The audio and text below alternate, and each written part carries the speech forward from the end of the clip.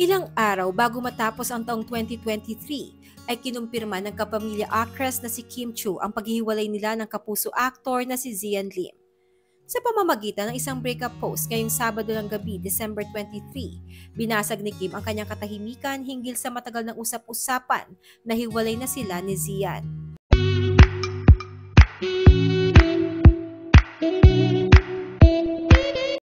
Sinimula ni Kim ang kanyang breakup post sa pamamagitan ng mga katagang "End of a Love Story" na tila naglalarawan sa pagtatapos ng halos 12 years nilang pag-iibigan ni Zian.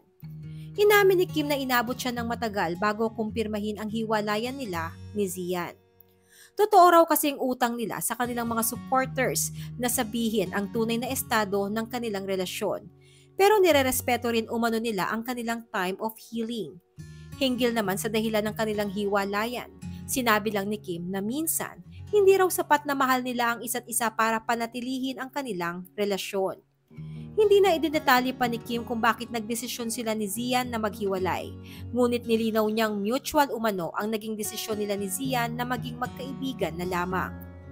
Ani Kim, "End of a love story. It took me a while to say this until today. We owe our supporters the truth, but we also respect each other's time of healing. In a relationship, love is always a significant factor, but sometimes love is not enough." Ani Kim, "We shared more than a decade of love, each other's support system, and many beautiful memories. It was our mutual decision to transition our relationship into what we hope to be a lifelong friendship."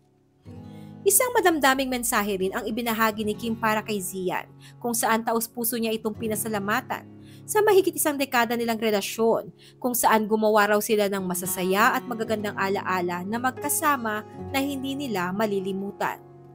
Ayon pa kay Kim, ipinakita ni Zian sa kanya kung ano ang pagmamahal at lagi raw ito may puwang sa kanyang puso.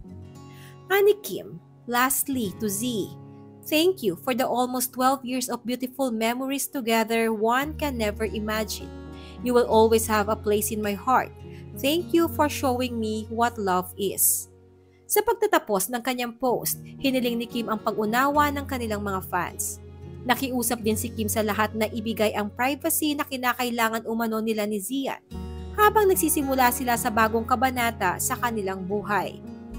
Ani Kim, "We thank all our followers for their love and support, but now we ask you to appreciate our honesty and give us the privacy we need as we begin new chapters of our lives.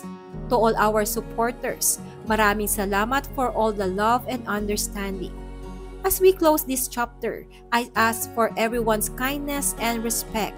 I hope this clears everything as we all move forward with our lives." Samantala, ilang minuto lamang matapos i-post ni Kim ang kanyang breakup announcement, ay nag-post na rin si Zian. Sentro ng post ni Zian ang pasasalamat niya kay Kim dahil sa ilang taon nilang pinagsamahan kung saan minahal umano nila ang isa't isa ng sobra. Ayon pa kay Zian, ang 12 years ng kanyang buhay na kasama si Kim ay ang pinakamagandang regalo na maaari niyang hilingin. Mensahe niya kay Kim, "I wish that you will find all the happiness and love you are searching for. You deserve nothing but the best. No goodbyes here. I'll see you around, Petunia."